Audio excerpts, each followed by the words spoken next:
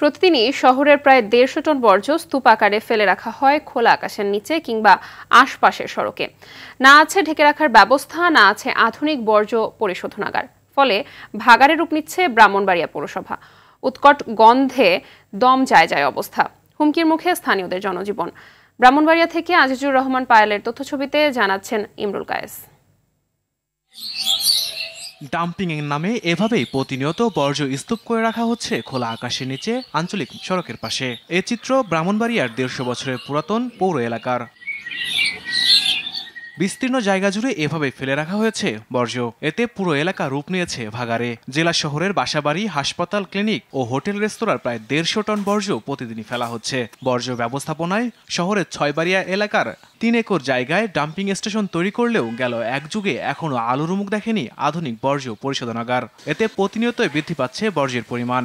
ফলে পরিবেশ বিপর্যয়ের পাশাপাশি দুর্বিষহ হয়ে উঠেছে জনজীবন। যার দুর্গন্ধ সহ্য করার মতো না, পাশ দিয়ে হাইটা যাওয়ার মতো কোনো অবস্থা নাই। ময়লাগুলি যে এখানে ফালাতে যাত্রীদের অনেক সমস্যা হয়, ময়লা পানিগুলা, তারপরে আপনার ময়লা আপনার রাস্তার মধ্যে ফালা। এই কারণে আমাদের এলাকায় খাওয়া দাওয়া বন্ধ, এরপরে শিশু বাচ্চারা স্কুলে যেতে পারে না। ময়লার লাগে আমরা গন্ধর কারণে স্কুলে যেতে পারি না, গাড়ির থেকে আমরা অসহ্য লাগে। বর্জ্য থেকে সার ও জ্বালানি তেল উৎপাদনে একটি প্ল্যান্ট স্থাপন করা হলেও প্রশাসনের কোনো উদ্যোগ নেই। পরিকল্পিত ও আধুনিক বর্জ্য ব্যবস্থাপনা গড়ে না উঠলে পরিবেশ বিপর্যয় দেখা দেওয়ার শঙ্কা সচেতন মহলের। প্রচুর পরিমাণে গন্ধ থাকে, যার জন্য আমাদের স্বাস্থ্যের একটা বিশাল একটা ক্ষতি হচ্ছে এবং আমাদের নতুন ভবিষ্যৎ যে প্রজন্ম একটা মারাত্মক একটা হুমকির মুখে পড়ছে। আমাদের যে ডাস্টবিন গুলো আছে, ডাস্টবিন গুলোর সঠিক ব্যবহারের প্রয়োজনীয় পদক্ষেপ নিতে হবে। বর্জ্য ব্যবস্থাপনায় সংকটের কথা স্বীকার করে আধুনিকায়নের আশ্বাস এই কর্মকর্তার। ডাম্পিং গ্রাউন্ড আছে, আগে জেলা প্রশাসন মহোদয় একটি ডাম্পিং গ্রাউন্ড আমাদের দিয়েছিলেন শিউরায়, আর একটি আছে আমাদের ছয়বাড়িয়ায়।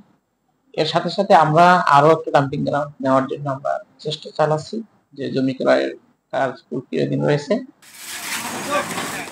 ইমরুল কায়েস, RTV।